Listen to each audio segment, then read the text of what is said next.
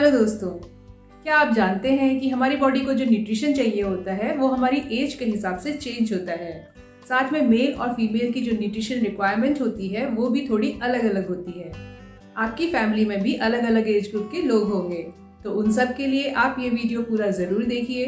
ये देखकर आप जान जाएंगे कि हमारी बॉडी को 20s की एज में, 30s की एज में, 40s की एज में और 50 प्लस की एज में किन खास न्यूट्रिशन की ज़रूरत होती है और क्यों होती है।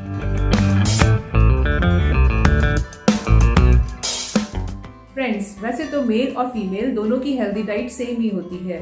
Fruits, vegetables, nuts, legumes, lentils, whole grains अपनी डाइट में इंक्लूड करना और शुगर, सोडियम, सैचुरेटेड फैट्स को अपनी डाइट से कम करना। लेकिन अगर हम थोड़ा डिटेल में और जाएं तो हमें पता पड़ता है कि मेल और फीमेल दोनों की न्यूट्रिशन रिक्वायरमेंट थोड़ी अलग होती है उनके डिफरेंट हार्मोन्स के कारण।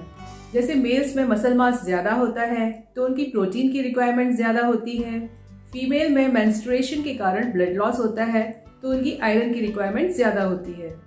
एज बढ़ने के साथ हमारी बॉडी में हार्मोनल लेवल चेंज होता है, तो न्यूट्रिएंट्स की रिक्वायरमेंट भी एज के साथ बदलती रहती है। तो अगर हम इस रिक्वायरमेंट के हिसाब से हर एज में बराबर न्यूट्रिशन लेंगे तो हमारी इम्यूनिटी भी अच्छी रहेगी, बोन लॉस, मसल लॉस भी कम होगा, फ्री रेडिकल डैमेज भी कम होगा। तो चलिए शुरू करते हैं 20s की एज से। In your 20s you should focus on calcium, folate and iron. Friends, आप जानते ही होंगे कि यंगर एज में हमारी बोन्स का डेवलपमेंट होता है, पर ये कंटिन्यू रहता है आपके मिड 20s तक। बोन मास पीक पर पहुंचता है बिटवीन 25 एंड 30। तो इस एज में डेली कैल्शियम रिच फूड लेना बहुत ज़रूरी है ताकि आपकी बोन्स को मैक्सिमम स्ट्रेंथ मिल सके और लेटर एज में बोन्स की प्रॉब्लम या फ्रैक्चर से आप बच सकें। मेल और फीमेल दोनों को minimum 1000 mg calcium per day चाहिए होता है। कैल्शियम रिच फूड्स हैं जैसे milk, cheese, curd, green leafy vegetables, beans, legumes etcetera. Now comes folate. ये बी विटामिन होते हैं जिनकी ज़रूरत red and white blood cells बनाने में, DNA and other genetic materials बनाने में होती है। मेल एंड फीमेल दोनों को डेली 400 mcg फॉलेट की रिक्वायरमेंट होती है, पर प्रेग्नेंट वुमेन के लिए ये बहुत ज़रूरी है, बच्चे को किसी भी बर्थ डिफेक्ट से बचाने के लिए। फॉलेट रिच फूड्स हैं जैसे कि black beans, lentils, specially moong and urad dal, soybean, peanuts, spinach etcetera. Now comes iron. Iron body growth के लिए इम्पॉर्टेंट मिनरल है। ये हीमोग्लोबिन बनाने में काम आता है जो हमारे सारे बॉडी पार्ट्स को और मसल्स को ऑक्सीजन पहुंचाता है। आयरन मेटाबॉलिज्म को सपोर्ट करता है, हार्मोन्स बनाने में भी काम आता है। मेल्स की iron requirement 8 mg per day की होती है और फीमेल्स की थोड़ी ज़्यादा 18 mg पर डे की रिक्वायरमेंट होती है, उस ब्लड लॉस को कॉम्पनसेट करने के लिए जो उसको मेंस्ट्रुएशन के दौरान होता है। इनफैक्ट टीनेज से ही गर्ल्स को आयरन रिच फूड देना ज़रूरी होता है। आयरन रिच फूड्स होते हैं जैसे spinach, beans, peas, apple, banana, pomegranate, nuts, raisins, kidney beans etcetera. अब आते हैं 30s की एज में। In your 30s you should focus on right amount of calories and magnesium. Age बढ़ने के साथ हमारी बॉडी में मसल लॉस होता है जिसकी वजह से हमारा मेटाबॉलिज्म स्लो हो जाता है और साथ में कैलोरी की रिक्वायरमेंट भी धीरे धीरे कम होने लगती है। तो ऐसे में अगर आप अपना कैलोरी इंटेक सेम वैसा ही रखेंगे जैसा आप 20s में रखते थे तो आपका वेट धीरे धीरे बढ़ने लगेगा। इसको काउंटर करने के लिए 2 इम्पॉर्टेंट टिप्स ये है कि आप प्रोटीन रिच फूड लें और स्ट्रेंथ ट्रेनिंग करें जिससे आपका मसल लॉस कम होगा। और कैलोरीज कट डाउन करने के लिए आप अपनी डाइट में से शुगरी फूड, रिफाइंड फूड्स कम कर सकते हैं। Now comes magnesium. 30s में आपको calcium, folate, iron rich food continue करते हुए मैग्नीशियम पर फोकस करने की ज़रूरत होती है जो बॉडी को हेल्दी रखने में काम आता है। ये मिनरल बॉडी में एनर्जी जनरेट करने में, blood sugar and blood pressure control करने में, प्रोटीन बनाने में, बोन्स को स्ट्रॉन्ग बनाने में काम आता है। 31 की एज से इसकी daily requirement for both male and female बढ़ जाती है। मेल के लिए 420 mg और फीमेल के लिए 320 mg मैग्नीशियम पर डे की ज़रूरत होती है। इसका इंटेक बढ़ाने के लिए आप अपनी डाइट में nuts like almonds, seeds, spinach, cereals etcetera add कर सकते हैं। अब आते हैं 40s की एज में। In your 40s you should focus on antioxidants. 40s की एज में आपकी मिनरल्स और विटामिन्स की रिक्वायरमेंट वही रहती है, चेंज नहीं होती, इसलिए आपको न्यूट्रिएंट डेंस फूड तो खाना ही चाहिए। साथ में आपको विटामिन सी और विटामिन ई रिच फूड पर भी फोकस करना चाहिए।